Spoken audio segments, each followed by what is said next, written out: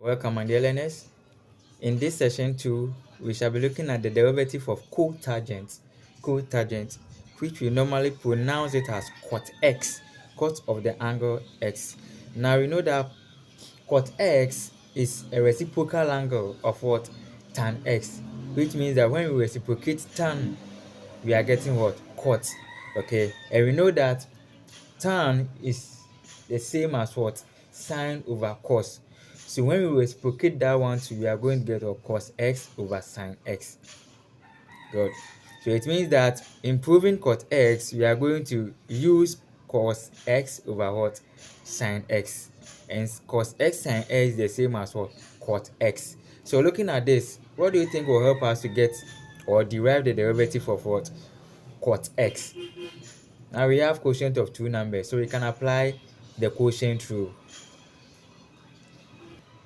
And we have already learned that the quotient rule is giving us what? When we have quotient of two functions, let's say f at x and then g at x, and then we have to find the derivative of this, we apply this quotient rule. So we have these two functions to dividing, so we can apply the quotient rule as well. So what we are going to do next is to identify our f at x and then our g at x. So let's call the top function, which is what?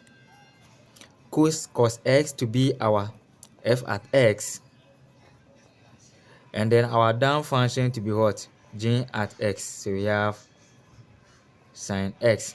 Now the next thing we have to do is to find the derivative of this function. So we have f prime at x and then g prime at x.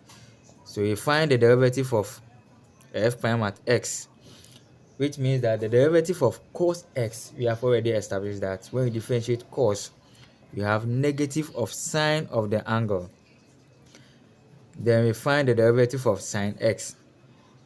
And we know that when we differentiate sine, we are getting cos of the angle x. So getting this, we just have to substitute this back into the quotient rule formula. So we are going to get, or we are going to say, our derivative of cot x, which is the same as cos x all over sine x, is given us. So we have g at x. So our g at x is sine x. So I'll write it there, sine x.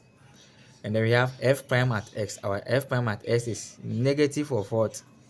Sine of the angle x. Then we have our minus here, and then our f at x is giving us what? Cos of the angle x. And then our g prime at x is giving us what? Cos of the angle x. And all this is over what? Sine x squared. So what we are going to do next is to just expand and then simplify to see what we are going to get. Now sine x, we are going to get sine squared x or sine x all squared. But we have a negative here, so we have sine x all squared minus cos x, we are going to get cos x all squared all over what? Sine x all squared. So from here we have negative, negative, so we can factor the negative out. So we are going to get negative sine squared x plus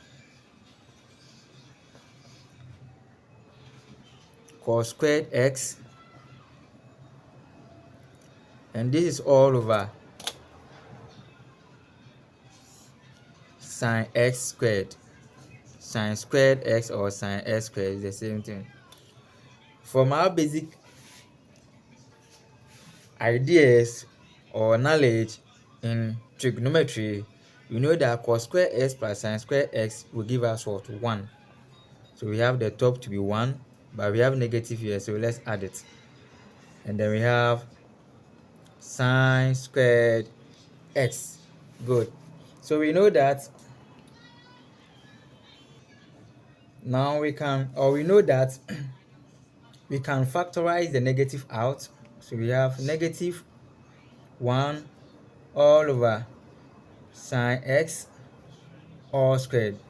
But remember that 1 over sine is the same as what? Cosec, a reciprocal angle. So 1 over sine is what? Cosec. So we know that 1 over sine is cosec. So let me write it here, cosec x. But we have negative here, so let me attach it to it. and it is squared. So let me apply the square tool on it. So finally, we can simplify it to be in the form of negative cosec squared x, and this is the derivative of what? Cot of the angle x. Thanks for watching.